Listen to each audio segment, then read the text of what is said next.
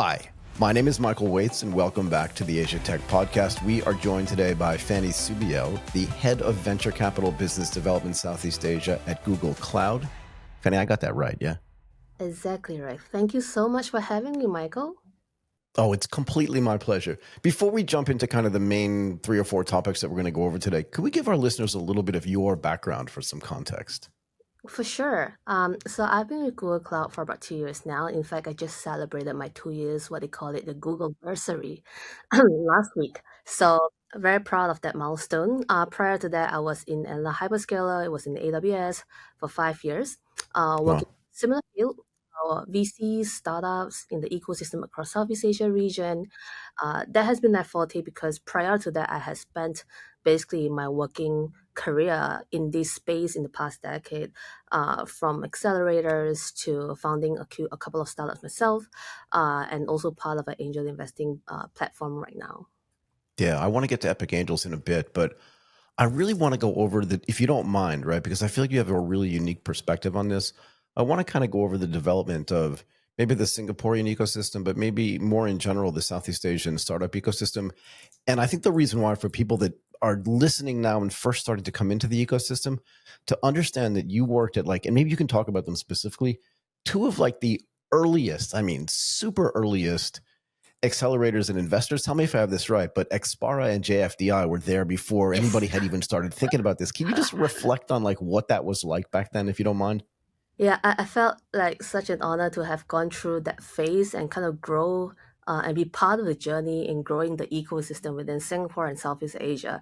And you're right, Xpera was probably one of the pioneer VCs, earlier in the days. That was one of my first actually one of my first is the first VC that I worked for, and I simply just cold email, Doug. the founder Douglas, Yeah. right after I graduated from my master's class, and I'm like, I graduated at the wrong time. It was right at the recession, and no one wanted to hire this Yeah. overqualified master's degree student who doesn't have any working experience. Right. But I really enjoyed my master's class. It was in the technopreneurship space, and I love working with the VCs.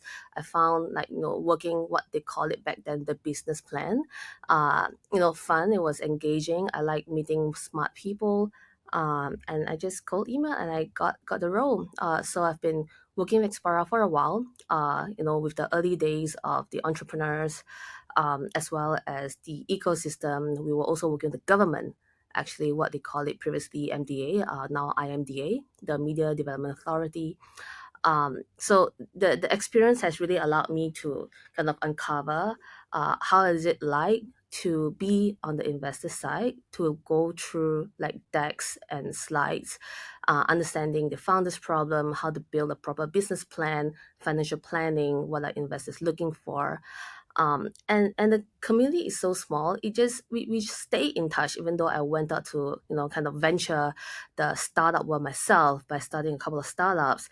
And when I got connected with my old friends, which was an ex-colleague called Charlie, she was with the other two founders of JFDI, who was also kind of starting out JFDI as the first startup accelerator across Southeast Asia, because we all learned from Techstars back then, like how successful it was back in the US, and how can we bring that to this part of the world. So they were just kicking off, and I managed to kind of just reconnect with the team, and got myself a role as a community manager in JFDI.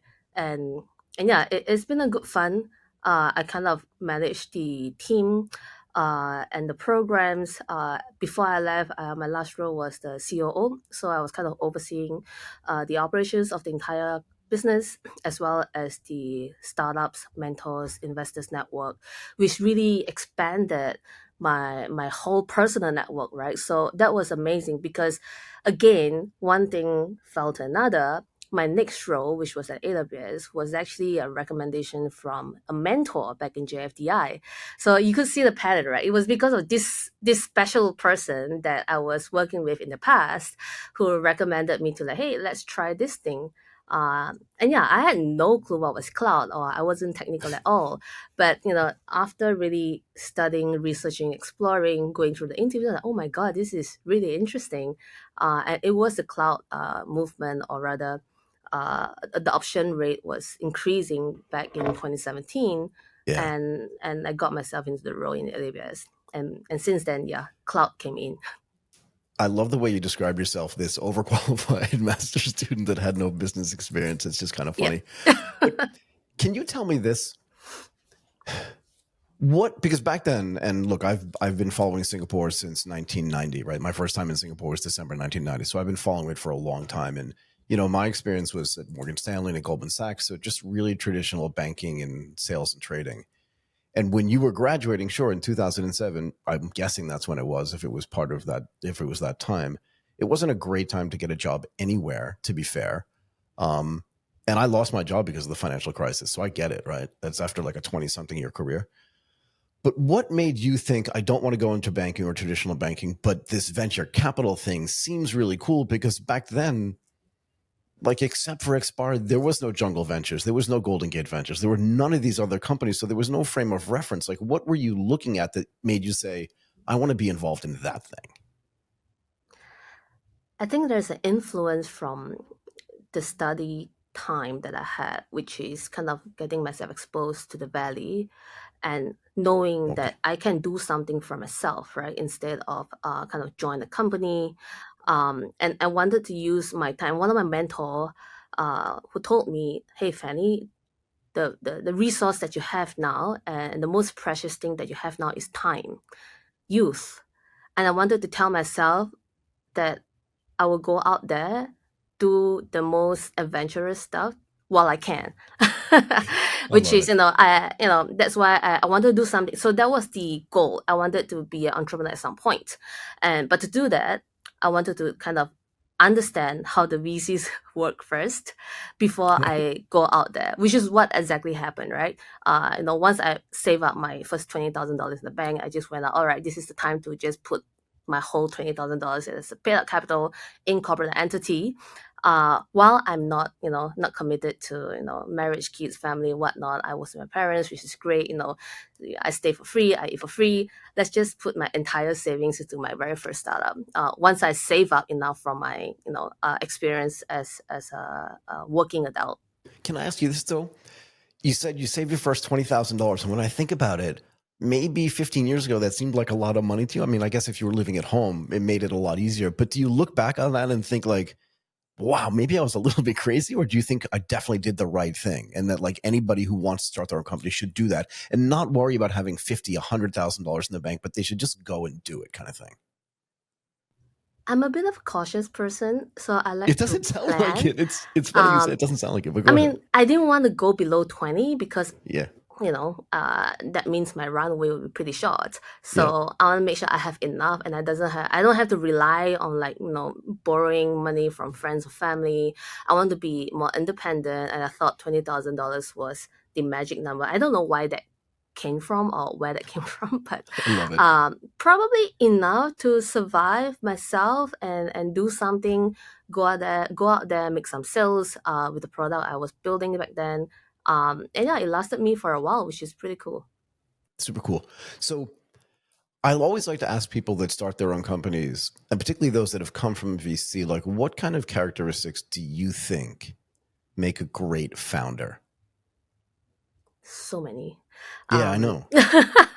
But I'm curious what you think, um, right? Because when you quit your job and you said, I have this money in the bank, there was part of you that thinks, I can do this. So you must have thought you had some of those characteristics, right? But then after you do it, you must think, oh, maybe I didn't have that thing. And I'm just curious, like, how that's changed, that view has changed, if you don't mind. yeah, I feel probably some of the top characteristics I'll put up is definitely resilience. Yeah. Because it is not easy. No. I started as a solo founder before I found my partner. Just the journey to get someone to listen to your struggle or your cries, it's pretty lonely, and having to go out there to sell by yourself, to do the operations by yourself, to raise money for the company, or to build the product. It takes time, patience, as well as resilience. Not giving up is probably like the way to go. But at some point, I did ask myself, when should I stop this? Yeah. So I was really reading the book at, like, the tipping point on when do you stop doing what you're doing because you don't know where is this heading, right? Like, so another thing would be being a visionary, right? Kind of building something. This is probably more relevant to like a tech startup founder who wants to grow fast, scale fast, and kind of do a big bang before you exit. Not so much of a traditional lifestyle business that you're looking for. But if you are looking at kind of a fast growth company, a visionary leader will be very helpful and inspiring for the team that you're building, because you will be answerable or accountable to not only all the employees that you have, the customers, your investors, all the stakeholders that you have, and you need to be that kind of person to Yeah. inspire the people surrounding you. Yeah, Yeah. that's the hard part. I think one of the really hardest parts. I talk a lot about discovery, and it may just be because I'm in the podcast and in the media business. But I think a lot of people talk about, product market fit and running out of runway and stuff like that. And I really think that the biggest issue that a startup faces is just being discovered, right? This idea of, am I operating in a vacuum? Because sometimes I think it feels like that for a founder. Do you know what I mean? Where like you're just cranking it out. You feel like you're making progress, but you wake up in the morning after going to bed the night before and like nothing feels like it's changed, if that makes sense. Yeah. um this is where more characteristics that I'll probably talk about, where you cut. I learned this back in Amazon times, where there's a leadership principle called learn and be curious, and I really love it because it's probably my mantra as well since the beginning of was just going out and learn something every day. So as a founder, you probably still need to continuously learn on how to do things, how to manage a team, how to hire, how to manage your investors, how to raise fund, how to even build a culture within the team. So learning it's continuous, which is something no one should ever stop, not even when you grow old or retire. And that's something fun because I think that's keeping, at least for myself, motivated every day when I wake up to like, hey, what's happening today? Oh, I'll be meeting Michael today. I'll be my one of my podcast doing this together with you, or doing something else with my colleagues, a new project that I'm starting up, for example. Yeah, I bet I'm 20 years older than you are, and I could not agree with you more. I've learned more in the last 7 years since I started this media company that I probably learned in the previous 25. And I think part of the reason why, and it's going to sound weird, is because I get to talk to people like you and other like investors and other founders who teach me something new every time I talk to them. You can't see it, but I'm taking like copious notes during this conversation that we're having, and it all turns into some kind of learning for me. Like I get excited. I know a lot of people when they meet and talk to new people are nervous. I'm just super excited because I get to learn. And my job is just like to ask really smart people questions. So I feel like I'm winning all the time. No, I Anyway, love that. That's exactly why I yeah. feel like I'm in this space for the longest time and I want to continue because it is a very exciting space. Like you mentioned, you're constantly meeting really smart people every Yeah. day, talking to founders, talking to investors, talking to mentors. And I really enjoyed that. I love it. I love every second of it. Before we get into Epic Angels, because I do want to spend some time talking about that as well, right? It's very important to me. Talk to me about, in general terms, how you think the ecosystem has changed since you first contacted Doug. I can't believe this, like for Xpara. And I do believe that JFDI was actually a natural extension of what Doug was doing, right? He started on the investing side, and then the JFDI team I feel like made the decision like it's good to invest in stuff, but first you have to teach people how to build stuff. And you don't know this, but I was actually at a couple of the JFDI demo days back at what was it called, Uh, Block 71? yes. Yeah. Yeah. It's So what fun do you days, think's those changed? times. Lots have changed. I Yeah. think back then it's really more about ecosystem building. It's a lot about awareness. It's a lot about even telling our different generation parents about it's okay to be out there running your own business. Like I don't have to be a doctor or engineer or a lawyer. There was a lot of education to be done in terms of especially Asian parents. Um, they came from a different generation, which was pretty tough, and they want to make sure that children is secure, right, with a proper job, like a stable job that will provide for their own family when they establish one. So there was a lot of, I guess, education from many different folks, right? From investors to the government was very involved back then, especially in the Singapore government. They Very. had a lot of activities around it, investing in startups as well. So that really helps to build the ecosystem. It really takes a village. It's not just from the private sector, definitely public sector plays a huge role on that. And that's how the education piece came in and allow younger entrepreneurs, or rather, working adult or even graduates, college students, to understand what is entrepreneurship, how can you help solve a certain problem to make the society a better place, right? It's not just one way through a specific career path, which obviously that is, people are still doing that, and we still need doctors and lawyers for sure. Sure. But there are different ways of solving problems for the society, and you can actually be part of it by literally building it by yourself, gathering a few people that you like, raise some funding from people that you like, and go out there and make an impact. I think making the impact is important. I think we are now at the stage where we are really seeing that, at least in Singapore, right? Over the past 10 years, obviously, this has kind of snowballed with like Indonesia, fourth largest country in the world. A lot of investors went in there because they realized there's so much potential just with the pure market size. And then for Vietnam, lots of talent, especially tech talents, really hungry people on the ground, which is kind of part of the, being a founder characteristics, is the hungry and the hustle to go out there and sell and sell and sell, or raise funding. So Vietnam is an interesting market as well. And of course, not forgetting the rest of Southeast Asia. There's a lot of different nuances in each market because of the different languages, different culture, and just this infrastructure itself, right? So it created a different types of environment and ecosystem. But I think we have all grown tremendously, obviously, for the past 10 years. And I don't think it's gonna stop because again, technology has changed everyone's life. We now talk about Web3. Sorry, not talk about AI, but a few years ago we talked about Web3. Before that, it was something else. And I'm pretty sure there's more to come in the next few months and years. In a way, I feel like we're both kind of fortunate, right? Because not only have we gotten to watch this, but we've also been part of it in a way. Hmm. And I think that's super cool. And again, I don't want to talk about what you do at work per se, but that role that you have where you still have to, it's not investing per se, it's not like accelerating, but you're still interacting with the same people just from a different angle. And boy, Exactly. it's given you just a great experience. Sorry, go ahead. No, exactly. That is the reason why I stay in the ecosystem. And now my role is to really kind of work with the VCs across the ecosystem to help their portfolio companies. Simple as that. So yeah, I love it. So talk to me about Epic, right? You Hmm. you you know that I've had a ton of conversations with the founders at Epic, a bunch of the other angels that are there that are in a similar position as you. But talk to me about what drove you to join, right? Because you've been involved in this from the beginning. When you looked at what Hester was doing, what Mikey was doing, and the rest of that team, you said, I want to be a part of this. Tell me why. So I first met Hester through Insignia Ventures Academy. Ah, As part okay. of my continuous learning, Yep. I joined Insignia Ventures Academy, or short for IVA, to kind of understand what's happening now in the Series A and above investing scene, right? Because I was, it's been a while since I was, back in VC, and it was an early stage.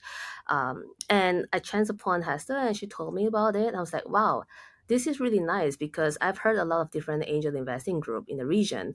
Obviously, from my previous experience as well, I get to know them. I see how they started. I see how they're investing in startups across the region as well. But Epic was something different, because it really kind of focuses on female founders by female executives with diverse backgrounds. And I felt, instead of just joining a different angel investing group, I am joining this group with a purpose that was, at least to me as an individual, a bit more meaningful with the way I want to invest in startups. So what was that purpose? And maybe look, I just made a note to myself. You saw me furiously writing something down because I didn't want to forget this. But here's what I wrote. A lot of people talk about continuous learning, But boy, you really don't stop. I mean, you went as far as no, but I'm not kidding. It's really kind of cool because you went and you joined IVA. So I know the team that runs that as well.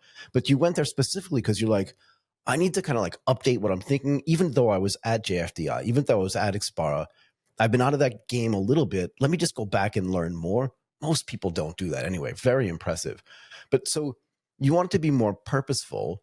So, how important is this not just to invest in female founders, but also to educate other women of your status and stature who may not have been exposed to investing at an early age like you were and kind of bring them along? How important was that to you?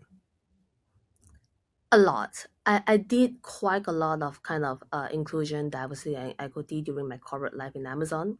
That's when I really get exposed to how important diversity is, or ID&E, what they call it. And I got myself very into it by participating in various activities, understanding how we should be more kind of helpful and enable women to step up and lean in. So there was a bit of a cross or rather overlap between what I have been working on in the startup space, in the investing space, as well as what I've learned in the corporate culture in ID&E. Uh, and then that was at the right time when Hester and Mikey formed Epic Angels. Like, this is perfect because I could use my experience of, in the ecosystem with startups and VCs, as well as what I've learned in the corporate culture on how to improve ID&E and get people to know about the lack of women leadership, whether is it through the corporate ladder, or is it as an individual, as a founder, or even as a women VC, right? In the West, we have heard a lot of these groups coming up. We are a tad slow in this part of the world. And I believe there are a lot of different groups that do that now, which is great because there's still more education to be done. There's a whole talk about how we should not be celebrating women only during March annually, Yeah, exactly. because why should it be an event in the first place, right? But that's a separate story. So I wanted to like, hey, yes, let's commemorate March, but at the same time, it doesn't stop at the end of March. Like, this thing continues, and it's something that we should not stop. It's a continuous, again, awareness that we should be kind of telling people around us, not just within the tech sector that we're in, not just within the corporate or the cloud sector that I'm in, but really to people, to my parents, to my kids, to the people, to my friends who are not even in the sector, right? To understand, hey, you know what? There are 50% of the world who are women. We can do as much and probably the same or better, depending on what the sector you're on, what's your skill sets, how can we contribute to the society meaningfully and be there. I like to talk about the impact of these organizations. So let me frame this in this way, if you don't mind. When I moved from a back office job at Morgan Stanley onto the trading desk, literally the way I looked at the entire world changed, right? Because your ability and your necessity to analyze information in real time and to analyze it in a different way with different expected outcomes changed the way I thought about even just making like a dinner reservation. And it also gave me more confidence because if I was winning on the trading desk, I felt like I could win anywhere else, if that made sense. And I was not lacking confidence before that, but it just made it even worse or better, depending on your perspective. And I'm curious if you see this with your new members after they come in, join, they learn that all these things are possible that maybe they didn't even know existed. Do you feel like it changes other parts of their lives as well? And do they reflect that to you at some point, if you know what I mean? I'm sure during networking sessions, I've seen women executives who's really successful in what they're doing Yeah. and wanting to explore about like what's happening in the startup world.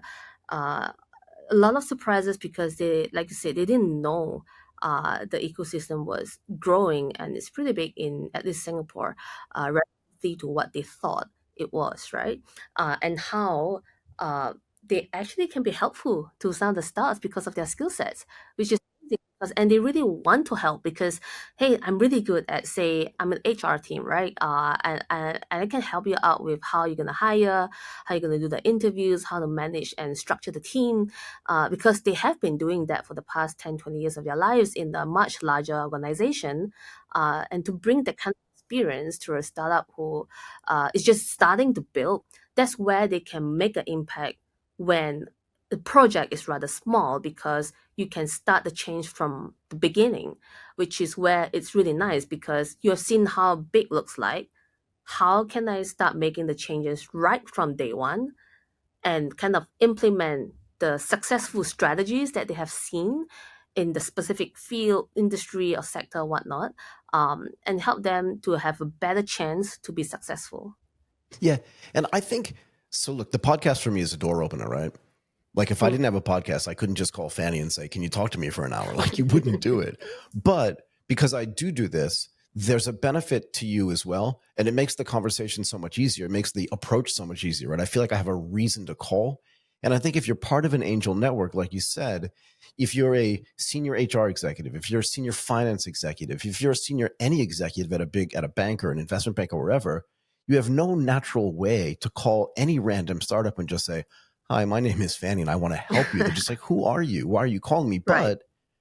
But if you're at Epic Angels and you're a potential investor, well, now they're listening as well. So now it opens up all these other avenues where you can have impact. And I think once the investors realize that, they feel like, wow, like my life just got bigger in a way, no? Yeah, it is a platform.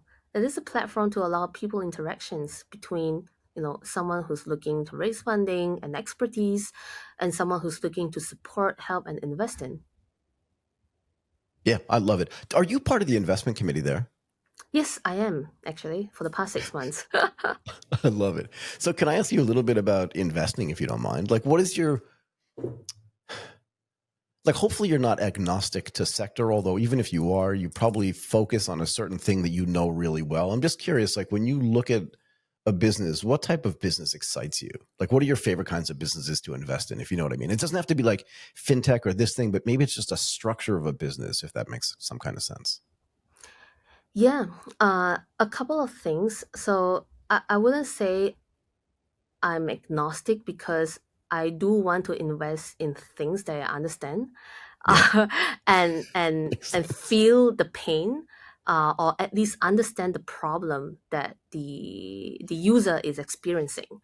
So, just personally, for example, I probably would shy away from gaming sector or shy away from Web3 because I'm not too familiar in the space and I don't want to get myself into it. But I was looking more on, say, healthcare, which I know it's a real problem and I deeply care about it, or AI because I'm in the space. In Google, I learned a lot and I know that's it's going to be a game changer. And how can I also, at a personal basis, support a company who's kind of innovating in that space. Yeah, so it wouldn't be agnostic, but something I'll choose something that I really care about or at least understand what's the industry about. It sounds like something Warren Buffett would say. Right. I mean, I remember no, but I remember when he invested in Dairy Queen and people were like, "What are you doing?" And he was like, "It's a really simple business. I completely understand it and I love ice cream. Why am I not investing in this business?" Right? Yeah, something relatable, right? I think that's the thing about being an angel investor that is slightly different from, say, any institutional investors because Right. they have investment mandate, right? They have some expectation with their limited partners on these are the type of companies they're going to invest. Whether you like it or not as an individual, this is the investment mandate. Of course, there will be different criteria based on the experience and the expertise that the investors can bring in, but at least as an angel investors, this is where you can really make a difference, right? And you don't want to also just invest and leave it alone because then that's not so much of a contribution as an investor Right. because they can just get from any other investors. Why you? Yeah, you want to have a little bit of a value add, and if you don't know like I couldn't add any value to a Web3 business because frankly, I'm just not there yet, right? I wouldn't do that, but I could probably add a ton of value to a fintech business or to a media business because I operated in finance my whole life and I run a media business, so there I could add value. But otherwise, I'm not sure where else I could add a lot of value. You talked about diversity, and I don't want to go so far down this rabbit hole, but are you excited by the fact that the Epic Angels has expanded outside of Singapore, outside of Southeast Asia, outside of Asia into the rest of the world, so that not only are you getting a differences of regional opinion, but a difference of a global opinion. It must be super exciting if you've been there for 2 100%. years, see that growth, yeah? Yeah, definitely. To see how they've grown. I don't know what number am I in terms of membership, but probably a little bit of an earlier stage because that was when They started not too long ago, so it's been about 2 years as well, and they have grown to, I can't remember now, but the number is probably in the 300 something members. So huge growth over the past 2 years, and finding really diverse experience and geography, which really helps because we're starting to get pitch decks from various parts of the world. It's beyond Southeast Asia now. Like we've got Australia, we've got the Middle East, really different parts of the world, where they're sending pitch decks and trying to kind of pitch to us, right? So having different diversity within the investor network would be helpful. Yeah, I think it's super helpful. So Micah spent a lot of time talking to me a few months ago about trying to change some of the regulations around angel investing, right? To try to make it easier for people with lower resources. And I'll kind of let you go after this. But how important is it to you as well to kind of democratize the investment scene, not just for very successful people to do it, but even for as low as students, like to be able to invest like $1,000 or $2,500 so they can get into the flow early in life. Like if you think about it, you started doing this when you were very young as well, and it kind of changed your whole life. And if you could start even younger, it can change a bunch of other young girls' lives as well. Yeah. Yeah, definitely. I think investments, like Warren Buffett say, you should be starting right at the beginning, not just when you understand how it works. You want to start as early as possible. Yeah. Yeah, definitely start as early as possible because, yeah, interest accumulates. You learn a lot as you start. Investing is a journey as well. You probably are learning as you are spending your first few investments, probably till at least the fifth or the 10th before you really start to get something right. So you got to start investing early. Okay, I'm going to let you go. Fannie Soubiele, the head of venture capital business development Southeast Asia at Google Cloud and an Epic Angel. I really appreciate you doing this.